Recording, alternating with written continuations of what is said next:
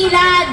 Dahil ang mga mayayaman ay merong PBBM. Pinapayagan sa mapanirang mga proyekto. Bawas ang buwis ng mga korporasyon. Bilyonaryo'y protektado at malaki ang kita ng mga negosyo. Samantalang ang mamamayan ay nasa BBM pa rin. Bigong-bigo sa Marcos Duterte na administrasyon, bahang-baha sa kanilang mga komunidad at humaharap sa matitinding tag-init.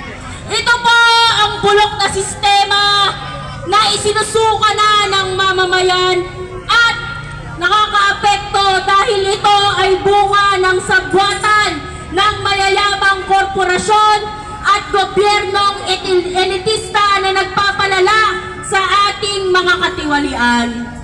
Hirap na ngang makabangon ang mamamayang Pilipino.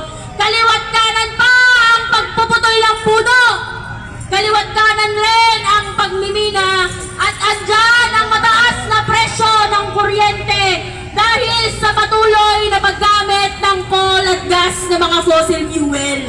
Ito pong mga fossil fuel na ito ay pagmamay-ari lamang ng iilang mga pamilya dito sa ating bansa. Andyan ang San Miguel, andyan ang Aboitiz, andyan ang Meralco, at iba't ibang mga pamilya na naghahawak nito na nagpapalala sa krisis na nararanasan natin dahil ang greenhouse gas emissions ay nagpapalala sa tumitinding init na temperatura ng ating mundo.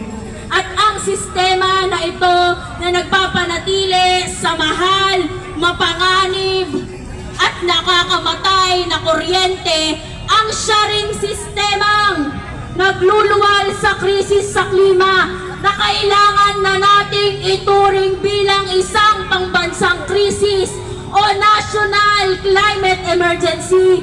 Dahil kung wala pang gagawin ang pamahalaan upang itayo ang sistema na makatarungan para sa mamamayang Pilipino, wala tayong ibang dahilan na hindi ipakita ang ating lakas at hanggat inuuna ng Administrasyong Marcos Duterte ang pagkita kaysa sa tao at planeta.